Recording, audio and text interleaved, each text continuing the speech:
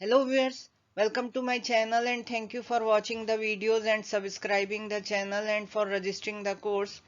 इस वीडियो में हम CSET maths previous year questions based on permutation, combination, probability and statistics करेंगे।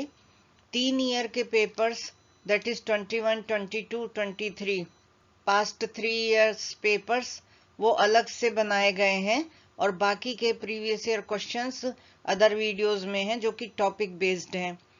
10th and 12th class के videos भी बनाए गए हैं मैथ्स के, तो प्रोबेबिलिटी एंड स्टैटिस्टिक्स का वहां भी आप वीडियो देख सकते हैं। पास्ट ईयर पेपर्स के क्वेश्चन करने से पहले हम डेफिनेशंस को रिवाइज कर लेते हैं और फॉर्मूला को प्रोबेबिलिटी के, परमुटेशन एंड कॉम्बिनेशंस के। सो यहाँ पर हम पहली डेफिनेशन देखते हैं कि ये जो है प्रोबेबिलिटी की है उस केस में जबकि हम एक सैंपल स्पेस लेते हैं। सैंपल स्पेस को वेन डायग्राम में हमने देखा कि हम एक रेक्टेंगल से शो करते हैं और इसके बीच में वहां हमने सर्कल से इवेंट्स दिखाए थे कि फिजिक्स पढ़ने वाले स्टूडेंट हैं, these are physics students, these are chemistry students, like this. So यहाँ पर हम ये रेक्टेंगल लेंगे और इसमें डॉट्स से दिखाएंगे, मीन्स पॉइंट्स को शो करेंगे जो कि आउटकम को शो कर रहे हैं। तो ये जो एस है एक्सपेरिमेंट का है सेट एंड इसमें फाइनाइटली मैनी आउटकम्स हैं, पॉइंट्स हैं दैट आर इक्वली लाइकली तभी होंगे जबकि फेयर होगा। फेयर कॉइन है या फेयर डाई है।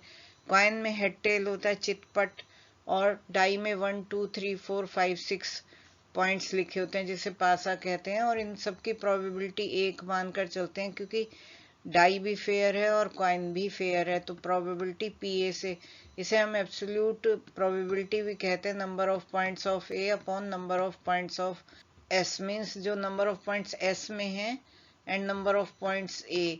मीन्स अगर हम एक कॉइन को थ्रो करें तो हम चेक करना चाहते हैं कि हेड आने की प्रोबेबिलिटी कितनी है। तो पी एच मीन्स कॉइन को थ्रो करने में हेड के आने की प्रोबेबिलिटी है, एक बार ही आ सकता है तो 1 हो गया। And total number of point in S कितने हुए? 2 हुए क्योंकि हेड एंड टेल 2 संभावनाएं। सो उस केस में ये 1/2 हो जाएगा। और टोटल प्रोबेबिलिटी किसी भी सैंपल स्पेस की 1 होती है।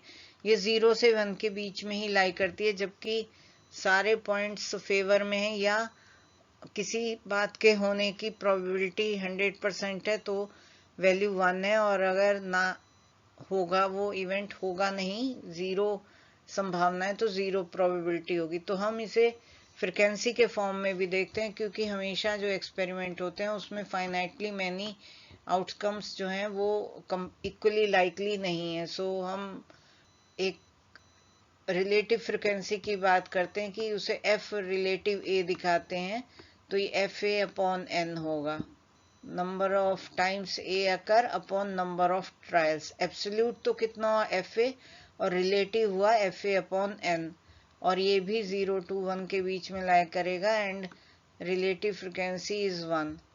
अगर जो दो इवेंट्स जो है म्यूचुअली एक्सक्लूसिव है, मींस एक का आउटकम दूसरे को इफेक्ट नहीं करता है, या हम कहें इंटरसेक्शन जो है उनका फाई है, ए हो रही है उसका बी पर इफेक्ट नहीं है, बी का ए पर इफेक्ट नहीं है, तो इंटरसेक्शन इज 0, फाई इज 0। तो हम लिख सकते हैं F relative A union B is equal to F relative A plus F relative B. इसे हम पी के फॉर्म में भी लिख सकते हैं, probability A union B general way में is equal to P A P B. ये हमने जनरलाइज कर लिया उस वे में है। दिस इज एब्सोल्यूट में P A plus P B. अगर वो एक दूसरे को इफेक्ट कर रही होती हैं, म्यूचुअली एक्सक्लूसिव नहीं है, तो यहाँ होगा minus F of relative A intersection B, A intersection B आएगा। That value we have to subtract अगर म्यूचुअली एक्सक्लूसिव नहीं है। तो जैसे कि हमने देखा जनरल डेफिनेशन ऑफ प्रोबेबिलिटी में कि ये 0 से 1 के बीच लाई करती है for every A in S. यहाँ हमने एस को जो है सैंपल स्पेस माना, ए इवेंट है and S is subset of S, तो एस अपने आप भी सेट होगा एंड इसे हम प्रोबेबिलिटी ऑफ ए को पी ए से डिनोट करते हैं। इसके एग्जिम्स हैं, पहला है कि 0 से 1 के बीच लाई करेगी, देन पूरे सैंपल स्पेस की 1 के इक्वल होती है, म्यूचुअली एक्सक्लूसिव हैं तो यहाँ पर A इंटरसेक्शन B जो है फाई के इक्वल होगा। मीन्स दोनों इवेंट्स A एंड B अगर म्यूचुअली एक्सक्लूसिव है तो A intersection B is phi, और उस केस में हम ये लिख सकते हैं। अगर S जो है इनफाइनाइट है और इसमें इनफाइनाइटली मैनी पॉइंट्स हैं तो ये हम इनफाइनाइट नंबर ऑफ टाइम्स भी लिख सकते हैं। PA1 union A2 union A3 up to any number PA1 plus PA2 and so on. अब कॉम्प्लीमेंट रूल जो होता है, कॉम्प्लीमेंटेशन, तो हम कह सकते हैं कि कोई इवेंट A है और इसका कॉम्प्लीमेंट को हम AC से डिनोट करते हैं, A एंड C। वो अगर हम सैंपल स्पेस में दिखाना चाहें तो ये ऑलरेडी वेन डायग्राम में हम देख चुके हैं कि ये जो है मान लीजिए A है, this circle is A and this is S। तो ये जो बचा हुआ एरिया है जो A को घटा दें इसमें से, this will be A complement, this is A complement, this is A। So S minus A is A complement और S क्या है 1, so probability of AC is 1 minus probability of A. S is means total sample space जिसकी probability 1 है। So 1 is equal to PS and ये दोनों मिला के होगा PA plus PA complement। तो हम इस फॉर्म में भी लिख सकते हैं PAC is equal to 1 minus PA। ये क्वेश्चन सॉल्व करते हुए यूज करेंगे आप। सो फॉर्मूले को याद रखिए। और addition rule for mutually exclusive, तो ये हम ऑलरेडी लिख चुके हैं, अभी देख चुके हैं। अगर ये एडिशन रूल फॉर आर्बिट्रेरी अगर म्यूचुअली एक्सक्लूसिव नहीं है तो जैसे मैंने अभी फर्स्ट स्लाइड में भी बताया, रिलेटिव फ्रिक्वेंसी के फॉर्म में F A इंटरसेक्शन B, यहाँ P A इंटरसेक्शन B होगा। P फाई 0 है इस केस में। और यहाँ से हम लिख सकते हैं कंडीशनल प्रोबेबिलिटी। ये कंडीशनल प्रोबेबिलिटी की डेफिनेशन है। कंडीशनल प्रोबेबिलिटी कि A जो है हो चुकी है इवेंट और B को अभी होना है, और हमें इसकी प्रोबेबिलिटी निकालनी है कि probability of B when A is already happened. So ये होगी PA intersection B upon PA। यहीं से हम PA intersection B find out कर सकते हैं क्रॉस मल्टीप्लाई करके। और ये क्रॉस मल्टीप्लाई मल्टीप्लीकेशन रूल दे रहा है PA intersection B is PA PB upon A, और ये बराबर होता है दूसरा केस जब B इवेंट ऑलरेडी हो चुकी है, A की निकालनी है प्रोबेबिलिटी, एंड तो हम यहाँ पर लिख सकते हैं PB PA अपॉन B। तो ये तीनों इक्वल हैं। नाउ इंडिपेंडेंट इवेंट्स में दिस विल बी, इस रूल को हम एंड रूल भी कहते हैं एंड इस रूल को हम और रूल भी कहते हैं। और है मतलब हम कह रहे हैं P ऑफ A और B which is equal to PA plus PB minus PA intersection B, और म्यूचुअली एक्सक्लूसिव में PA इंटरसेक्शन B 0 हो जाएगा। तो इसे हम एडिशन रूल फॉर और प्रोबेबिलिटी कहते हैं। और दूसरा ये जो अभी हम देख रहे हैं इंडिपेंडेंट इवेंट्स के लिए PA इंटरसेक्शन B, तो ये एंड के लिए होता है जिसे हम कहते हैं multiplication rule for and. So multiplication rule for and है PA and B। A and B का मतलब इंटरसेक्शन दोनों हैं वहां पर, और इस केस में ये इक्वल होगा PA PB। तो फिगर में अगर हम देखें कि अगर ये सैंपल स्पेस है और हम ये ले रहे हैं PA, मीन्स ये A इवेंट है, ये B है, तो इनका इंटरसेक्शन क्या होगा, ये वाला इंटरसेक्शन होगा। This is intersection, this is intersection means PA and B, ये एंड को दिखा रहा है इंटरसेक्शन। और के केस में होगा ये हमारा सैंपल स्पेस है and then we have 1A and B, means और हम कह रहे हैं यहाँ पर रूल है ये एडिशन रूल फॉर और। तो PA this is A, this is B, so union मतलब दोनों को हमें साथ में लेना है। So this is P union B, P union B is showing addition rule for और। which will be PA plus PB minus PA intersection B. So यहाँ इंटरसेक्शन आ ही नहीं रहा है, मान लीजिए तो ये म्यूचुअली एक्सक्लूसिव हो गई, और अगर म्यूचुअली एक्सक्लूसिव नहीं है तब कैसे फिगर बनेगी, तब बनेगी दैट दिस अब हम कह रहे हैं P यूनियन B, तो इसका मतलब दिस प्लस दिस। अब ये क्या है, ये जो हिस्सा है इंटरसेक्शन का हिस्सा जो है ये 2 बार ऐड हो गया है, PA में भी ऐड हो गया और PB में भी ऐड हो गया। So this portion we have to add once, तो एक बार जो एक्स्ट्रा है उसे हम सब्ट्रैक्ट कर देते हैं। So this becomes PA plus PB minus PA intersection B। इस केस में इंटरसेक्शन वाला पोर्शन 0 था, तो ये इक्वल टू हो जाएगा PA प्लस PB। अब हम सैम्पलिंग कर रहे हैं और इसमें हम विद रिप्लेसमेंट और विदाउट रिप्लेसमेंट कर रहे हैं सैम्पलिंग। तो मान लीजिए हम किसी बैग में से स्क्रू ड्रॉ कर रहे हैं, तो 2 केस हो सकते हैं कि हम स्क्रू ड्रॉ करें और बाहर निकाल के रख दें उसको।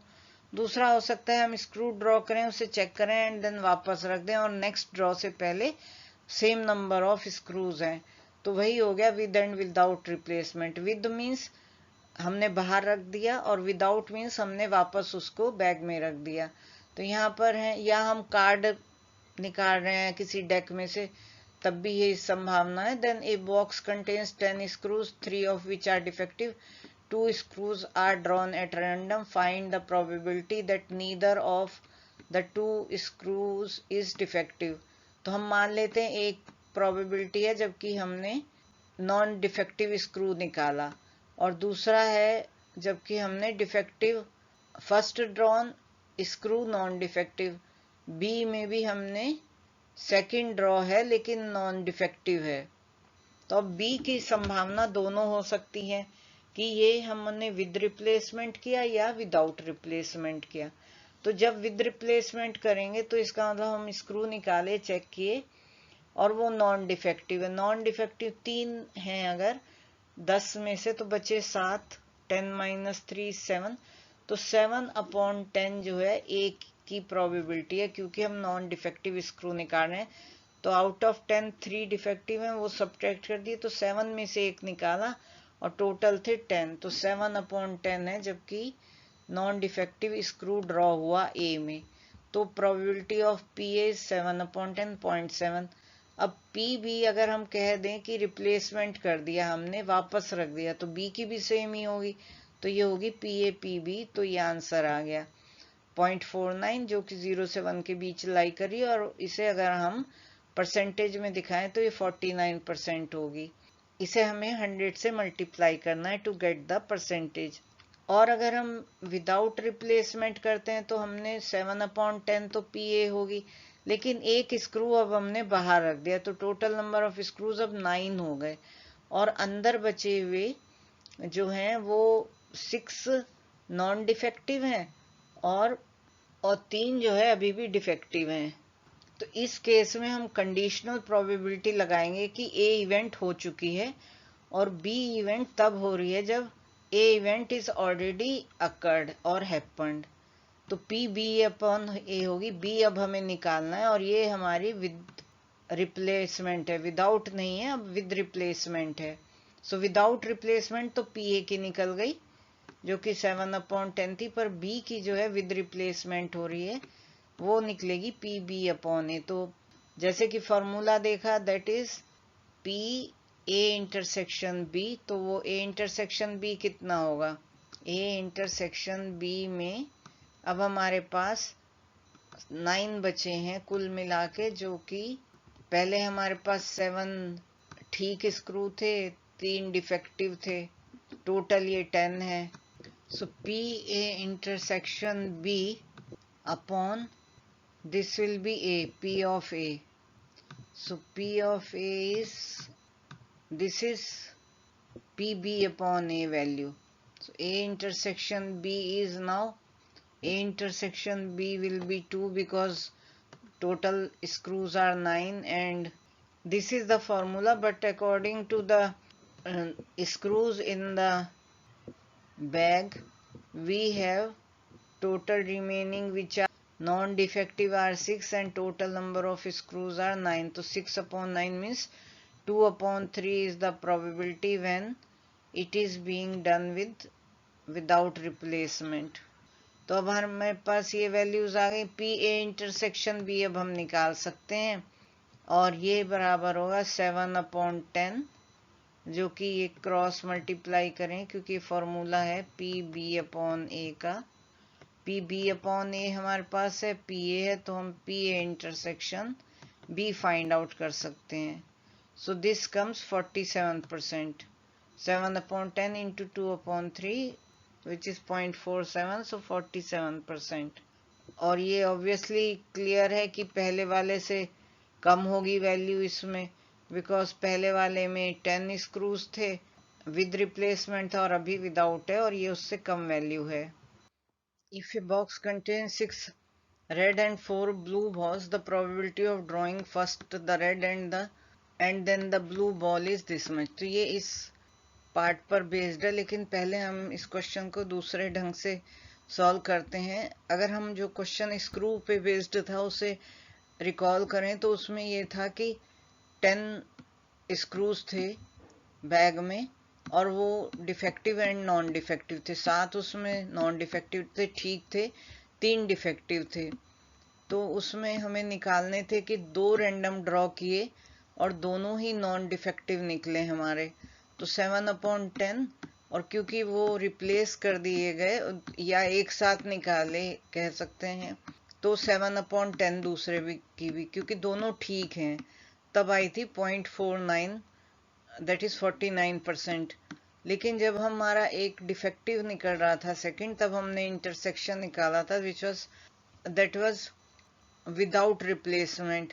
तो दूसरे ड्रॉ के लिए 6 बच गए थे टोटल, करेक्ट 1, एंड जो फॉल्टी थे वो बच गए थे 3, एंड टोटल 9 थे. तो जो प्रोबेबिलिटी थी करेक्ट आने की 6/9 हो गई थी, जो कि 2/3 थी. और इसके हेल्प से हमने कंडीशनल प्रोबेबिलिटी के हेल्प से निकाल ली थी. लेकिन यहाँ ऐसा नहीं है, क्योंकि यहाँ पर दिया first the red and then the blue ball. तो यहाँ एक तो 2 कैटेगरी हो गई, एक तो रेड एंड ब्लू, तो इसमें ये फॉल कर रहा है. N1 हम कह सकते हैं 6 एंड N2 is 4. अगर हम इसे करें कि फर्स्ट में रेड आ गई तो मीन्स 6/10, टोटल बॉल्स 10. अब एक केस तो ये हो सकता है कि नेक्स्ट ब्लू आ जाए, लेकिन हम फर्स्ट केस देखेंगे कि ब्लू नहीं आई और रेड ही आई. तो रेड आई तो 5/9, क्योंकि ये एक बाहर हो गई है. देन फिर रेड आ गई 4/8, देन फिर रेड आ गई 3/7, देन फिर रेड आ गई 2/6, देन फिर रेड आ गई 1/5. ये सब एग्जॉस्ट हो गई. अब जो पॉसिबिलिटी है, ये वर्स्ट पॉसिबिलिटी थी, एक तो आ गई रेड, इनमें से वो कोई सी भी हो सकती है, but we say first it has been red.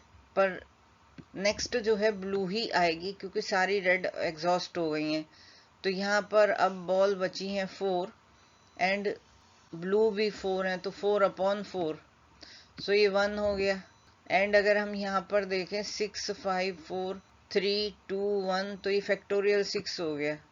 And नीचे ये हो गया 10, 9, 8, 7, 6, 5, तो ये फैक्टोरियल 10 हो जाएगा अगर हम इसमें फैक्टोरियल 4 और ऐड कर दें. अगर मैं, ये तो 1 आ गया था, यहाँ अगर मैं फैक्टोरियल 4 से मल्टीप्लाई कर दूं तो ऊपर फैक्टोरियल 4 लिखूं तो नीचे फैक्टोरियल 10 आ जाएगा. अदरवाइज इतने को ही सॉल्व करें, ये ना करके हम इतने को ही सॉल्व करें तो ये होगा 3 से हम डिवाइड कर देते हैं 3 टाइम्स 9, और इस 3 से डिवाइड करते हैं 2 टाइम्स 6. देन वी हैव, इस 2 से हम ये 8 को डिवाइड कर देते हैं 4 टाइम्स. तो अगर हम मल्टीप्लाई करें then we have 5 into 2 that is 10 upon, यहाँ हमारे पास है 10, 7, 6 एंड 5, तो 7, ये 10 तो हम कैंसिल कर सकते हैं इससे, ये 10 कैंसिल हो गया, सो दिस इज 1. अब ओनली 7 into 6 into 5, तो 30 into 7, 30 इंटू 7 और ये वैल्यू आ जाती है 1/210, 1/210। तो यही आंसर है। तो हमें ये भी करने की ज़रूरत नहीं है, लेकिन अगर हम ये फॉर्मूला यूज़ करें तो ये फॉर्मूला इस तरह से आ जाता है। वी गेट दिस वैल्यू 1/210 जो कि 0.5% है। तो बिना इस फॉर्मूले के भी हम कर सकते हैं by understanding the steps of the draw. अभी तक जो हमने फॉर्मूले करे हैं वो प्रोबेबिलिटी के किए हैं। अब परमुटेशन जो कि क्रम परिवर्तन है, तो हम अरेंजमेंट का सीक्वेंस चेंज कर देते हैं। So number of different permutations of n different things taken k at a time without repetition is this much. इसे हम देखते हैं हम कैसे डिराइव करेंगे। मान लीजिए 6 ABCD तक हम लें, 6 नंबर अल्फाबेट ABCDEF। अब हमारे पास मान लीजिए 4 चेयर हैं, 1 2 3 4, या 4 एडमिशन प्लेसेस हैं, सीट्स हैं। तो हमने यहाँ A को रख दिया, B को रख दिया, C and D, these got the admission, these are students marked as ABCD. Now what will happen that we can rearrange them again and again. D may come here, D is here, ABC. Then we have another notation that C comes here at place 1, B comes at place 1. So we have different sequences. So इसका मतलब क्या हुआ, यहाँ पर जो है sequence है 1 place पे फैक्टोरियल 6 है, और जो बाकी के हैं इसे हम लिख सकते हैं पहली जगह 6 है, चेयर 1 है, दूसरी जगह 5 है, चेयर 2 है, देन ये 6 आइटम्स है, न्यूमेरिकल वैल्यू लिखें अगर 4 है, चेयर 3 है, देन 3 and 3, 3/4 ये चेयर्स थी, और ABCD को मार्क किया, या नंबर ऑफ चॉइसेस हम कहें। सो 6 चॉइसेस यहाँ है, 5 चॉइसेस यहाँ है, 4 and 3 चॉइसेस है। सो अगर हम ऊपर को फैक्टोरियल 6 लिखें तो मतलब कि हमें 2 से डिवाइड किया और 2 से मल्टीप्लाई किया। डिनोमिनेटर में तो फैक्टोरियल 4 है, दिस इज 4, तो we have already taken this 2 in this factorial 6। So ये 2 लाने के लिए हमें क्या करना है, 6 - 4 फैक्टोरियल, दिस वर्क्स ऑलवेज। तो ये 2 भी खत्म हो गया, तो ये हो गया factorial 6 upon factorial 6 - 4 means factorial 2। तो फैक्टोरियल 6 अपॉन 6 - 4 फैक्टोरियल कितने के बराबर हो गया, factorial n upon n - 2, n minus जो भी ये नंबर ऑफ प्लेसेस थी k, factorial n upon factorial n - k। सो यही फॉर्मूला यहाँ पर यूज हुआ है। अब रिपीटिशंस के साथ कर लें तो that will B n⁻k। With repetition में n⁻k का मतलब है कि पहली जगह पर 6 चॉइसेस हैं जो कि हमने लिखी, दूसरी पे रिपीट नहीं हो रहा था तो एक कम हो गई थी, 5 हो गई थी। लेकिन अगर विद रिपीटिशन है तो फिर यहाँ पर रिपीट ए भी आ सकता है जो हमने इनिशियल केस में लिया था, तो फिर 6 चॉइसेस हैं, फिर थर्ड जगह पे भी 6 चॉइसेस हैं, फोर्थ जगह पे भी 6 चॉइसेस हैं, तो this will B 6⁴। So with repetition का ये एग्जांपल हो गया। फैक्टोरियल फंक्शन हमें पता है 0 फैक्टोरियल 1 होता है और n+1 फैक्टोरियल होता है n+1 एंड फैक्टोरियल n। ये वाली जो वैल्यू है n × n-1 × n-2 up to here, ये ऑब्टेन हुई है इसको एक्सपेंड करके, बिकॉज हम लिख सकते हैं n × n-1 up to 3 to 1, और इस केस में भी हम लिख सकते हैं n-k -1 will become +1. So and then we keep on subtracting -1 -2 -3, वो सब कैंसिल हो जाएंगे and then remaining is this much. So अगर हम n को लिखें n-1, ये फैक्टोरियल n लिख रहे हैं, n-2 and it goes up to as I said 3 to 1। लेकिन ये इन बिटवीन में क्या होगा, n-k -1 क्या है, +1 हो जाएगा, k -1, तो ये माइनस माइनस +1 हो गया।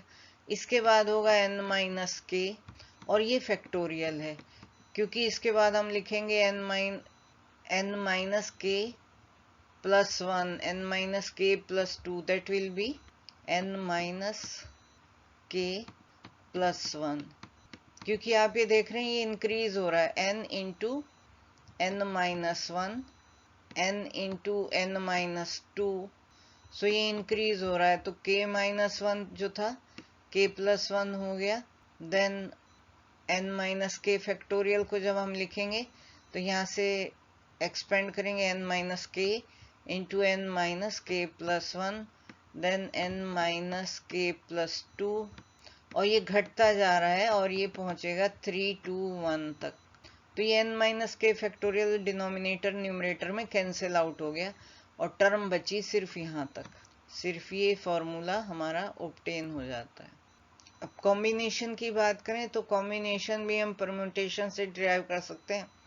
The number of different combinations of n different things taken k at a time without repetition is n k. जो ये हमारा परम्यूटेशन का फॉर्मूला था ये इतना, factorial n upon n minus k factorial.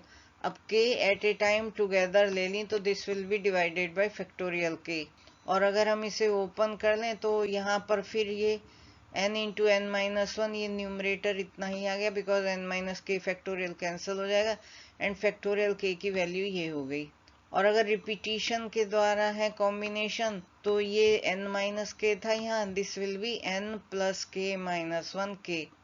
इसमें बेसिकली जैसे कि हम अगर इसी एग्जाम्पल को लें ABCDEF वाले एग्जाम्पल को, then what we did, we set factorial 6 upon n minus k factorial, that is 6 minus 4 factorial.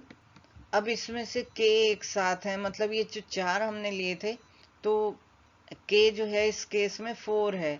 लेकिन इस एग्जाम्पल में कैसे होगा, अगर हम देखें हमने यहाँ पहली बार a रखा था, दूसरी बार d रखा था, and next I said we can write first place पे c रख देंगे और फिर नेक्स्ट पे b रख देंगे, मीन्स 4 केसेस हुए a d c b, तो 4 हम हो गए। तो ये जो है 4 टुगेदर ले लिए, देन दिस बिकम्स फैक्टोरियल 4।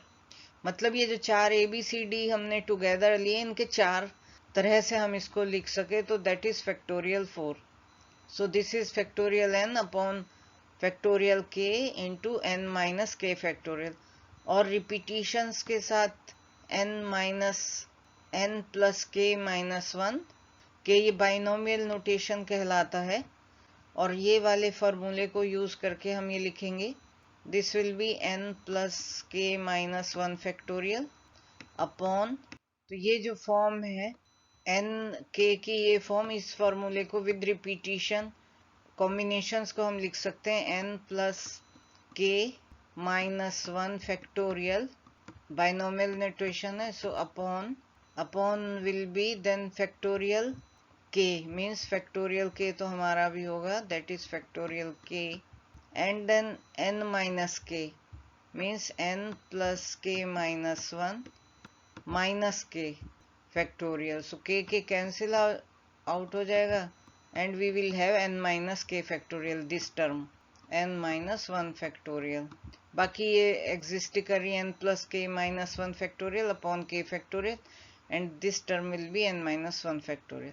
तो रिवीजन ये कंप्लीट हो गया हमारा फॉर्मूले का। अब हम एग्जांपल्स देखते हैं।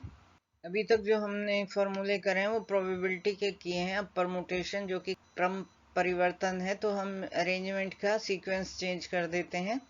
So number of different permutations of n different things taken k at a time without repetition is this much. इसे हम देखते हैं हम कैसे डिराइव करेंगे। मान लीजिए 6 ABCD तक हम लें, 6 नंबर अल्फाबेट ABCDEF। अब हमारे पास मान लीजिए 4 चेयर हैं, 1 2 3 4, या 4 एडमिशन प्लेसेस हैं, सीट्स हैं, तो हमने यहाँ A को रख दिया, B को रख दिया, C and D, these got the admission, these are students marked as ABCD. Now what will happen that we can rearrange them again and again. D may come here, D is here, A B C, Then we have another notation that C comes here at place 1, B comes at place 1. So we have different sequences. So इसका मतलब क्या हुआ, यहाँ पर जो है sequence है 1 place पे फैक्टोरियल 6 है, और जो बाकी के हैं इसे हम लिख सकते हैं पहली जगह 6 है, चेयर 1 है, दूसरी जगह 5 है, चेयर 2 है, देन ये 6 आइटम्स है, न्यूमेरिकल वैल्यू लिखें अगर 4 है, चेयर 3 है, देन 3 एंड 3/4 ये चेयर्स थी, और ABCD को मार्क किया, या नंबर ऑफ चॉइसेस हम कहें, सो 6 चॉइसेस यहाँ है, 5 चॉइसेस यहाँ है, 4 एंड 3 चॉइसेस है। सो अगर हम ऊपर को फैक्टोरियल 6 लिखें तो मतलब कि हमें 2 से डिवाइड किया और 2 से मल्टीप्लाई किया। डिनोमिनेटर में तो फैक्टोरियल 4 है, दिस इज 4, तो we have already taken this 2 in this factorial 6। So ये 2 लाने के लिए हमें क्या करना है, 6 minus 4 factorial, this works always. तो ये 2 भी खत्म हो गया, तो ये हो गया factorial 6 upon factorial 6 minus 4 means factorial 2। तो फैक्टोरियल 6 अपॉन 6 माइनस 4 फैक्टोरियल कितने के बराबर हो गया, factorial n upon n minus 2, n minus r, this is जो भी ये नंबर ऑफ प्लेसेस थी k, factorial n upon factorial n minus k। सो यही फॉर्मूला यहाँ पर यूज हुआ है। अब रिपीटिशंस के साथ कर लें तो that will be n to the power k। With repetition में n to the power k का मतलब है कि पहली जगह पर 6 चॉइसेस हैं जो कि हमने लिखी, दूसरी पे रिपीट नहीं हो रहा था तो एक कम हो गई थी, 5 हो गई थी। लेकिन अगर विद रिपीटिशन है तो फिर यहाँ पर रिपीट ए भी आ सकता है जो हमने इनिशियल केस में लिया था, तो फिर 6 चॉइसेस हैं, फिर थर्ड जगह पे भी 6 चॉइसेस हैं, और फोर्थ जगह पे भी 6 चॉइसेस हैं, तो this will be 6 to the power 4। So with repetition का ये एग्जांपल हो गया। फैक्टोरियल फंक्शन हमें पता है 0 फैक्टोरियल 1 होता है, और n प्लस 1 फैक्टोरियल होता है n plus 1 and factorial n। ये वाली जो वैल्यू है n into n minus 1 into n minus 2 up to here, ये ऑब्टेन हुई है इसको एक्सपेंड करके, बिकॉज हम लिख सकते हैं n into n minus 1 up to 3 to 1, और इस केस में भी हम लिख सकते हैं n minus k minus 1 will become plus 1। So and then we keep on subtracting minus 1 minus 2 minus 3, वो सब कैंसिल हो जाएंगे, and then remaining is this much. So अगर हम n को लिखें n माइनस 1, ये फैक्टोरियल n लिख रहे हैं, n minus 2, and it goes up to as I said 3 to 1। लेकिन ये इन बिटवीन में क्या होगा, n माइनस k माइनस 1 क्या है, प्लस 1 हो जाएगा, k माइनस 1, तो ये माइनस माइनस प्लस 1 हो गया। इसके बाद होगा n माइनस k, और ये फैक्टोरियल है क्योंकि इसके बाद हम लिखेंगे n minus k plus 1, n minus k plus 2, that will be n minus k plus 1, क्योंकि आप ये देख रहे हैं ये इंक्रीज हो रहा है, n into n minus 1, n into n minus 2, सो ये इंक्रीज हो रहा है, तो k माइनस 1 जो था k प्लस 1 हो गया।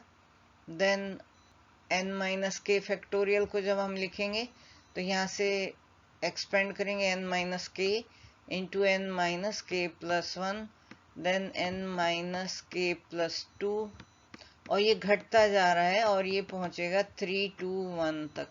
तो ये n minus k factorial denominator numerator में कैंसिल आउट हो गया, और टर्म बची सिर्फ यहाँ तक, सिर्फ ये फॉर्मूला हमारा ऑब्टेन हो जाता।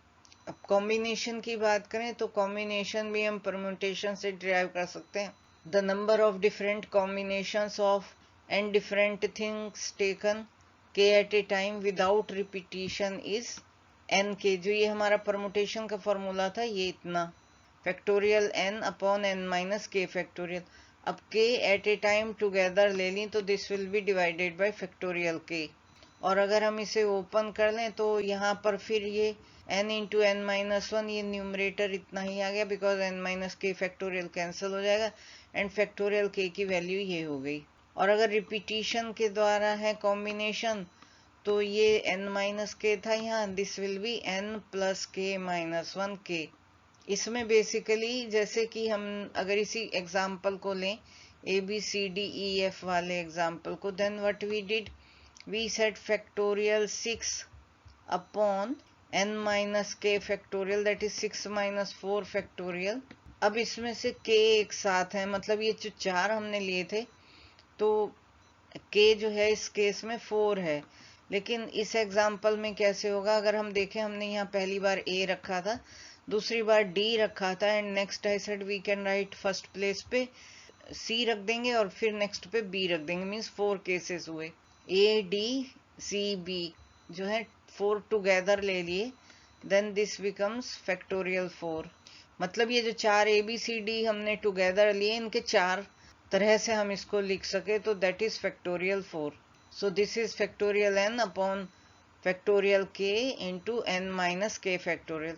और रिपीटिशंस के साथ n plus k minus one के, ये बाइनोमियल नोटेशन कहलाता है और ये वाले फॉर्मूले को यूज करके हम ये लिखेंगे, this will be n plus k minus one factorial upon